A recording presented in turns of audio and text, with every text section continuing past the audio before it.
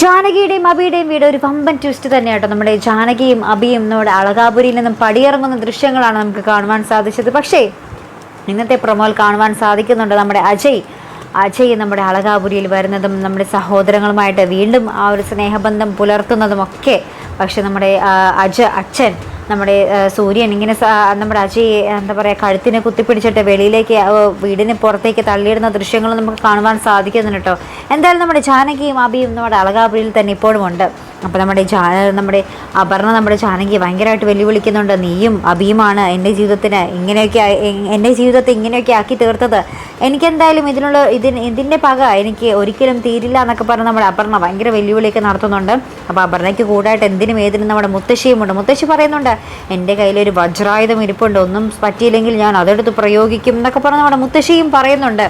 എന്തായിരിക്കും ആ വജ്രായുധം അല്ലേ? ശേഷം നമ്മുടെ അപർണ നമ്മുടെ ജാനകിക്ക് എന്തൊക്കെയോ പാലിൽ കലക്കി കൊടുക്കുന്ന ദൃശ്യങ്ങളാട്ടോ. ജാനകി അത് കുടിക്കുന്നുമുണ്ട്. ഇനി ജാനകിക്ക് എന്തായിരിക്കും സംഭവിക്കാൻ പോകുന്നത്?